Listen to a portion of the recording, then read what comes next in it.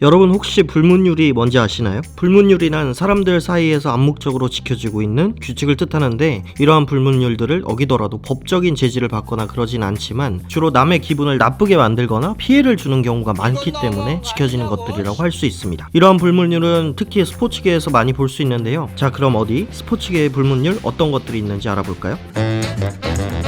스포츠의 종류가 너무 많아서 불문율을 모두 알려드릴 수는 없지만 오늘은 대표적으로 야구, 축구, 농구의 불문율에 대해 알아보도록 하겠습니다.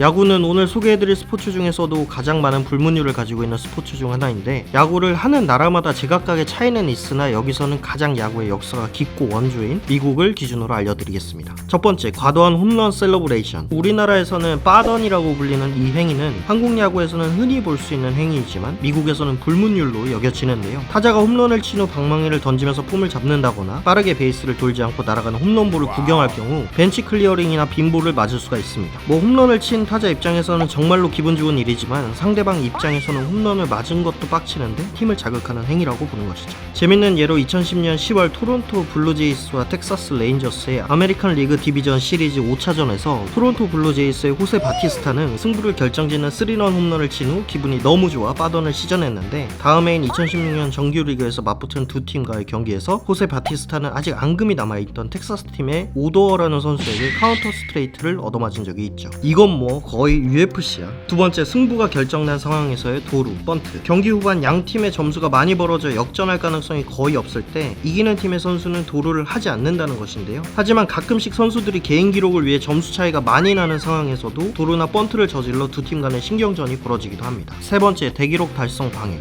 흔히 야구에서 대기록이라고 할 수 있는 노히트 노런이나 퍼펙트 게임을 기록 중인 투수에게 기습 번트 등을 이용하여 악의적으로 대기록을 저지하는 경우를 말하는데요. 실제로 메이저리그에서는 2002년 애리조나 다이아몬드백스의 선발 투수 커트 실링이 샌디에고와의 경기에 등판해서 8회 1사까지 퍼펙트 게임을 기록 중이었는데, 상대팀 타자 벤 데이비스가 기습 번트로 퍼펙트 게임을 무너뜨린 적이 있습니다. 네 번째, 벤치 클리어링 시 불문율. 판정, 시비 등 여러가지 상황에서 벤치 클리어링이 일어날 수가 있는데, 벤치 클리어링이 일어났을 때 필드에 나가지 않고 벤치에 남아있으면 팀워크가 부족한 선수라고 비난을 받기 때문에 벤치 클리어링 시에 양 팀의 모든 선수가 나와서 신경전을 벌인다고 합니다.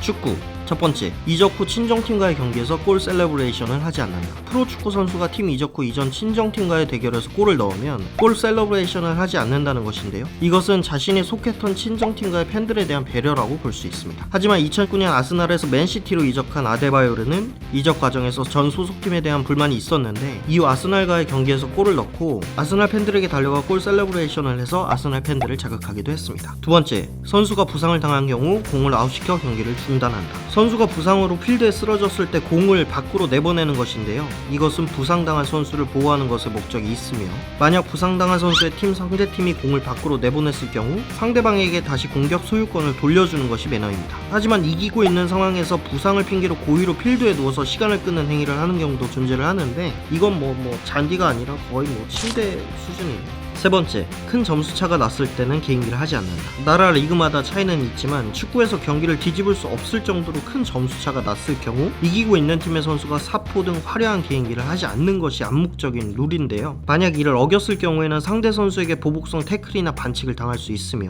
팀 간의 싸움으로도 번질 수가 있습니다. 대표적으로 2015년 5월 31일 아틀레틱 빌바오와 FC 바르셀로나의 구강컵 결승에서 네이마르가 경기 후반 3대1로 바르셀로나의 우승이 기정사실화된 상황에서 사포를 시전해 빌바오 선수들이 분노를 표출한 바가 있습니다. 농구.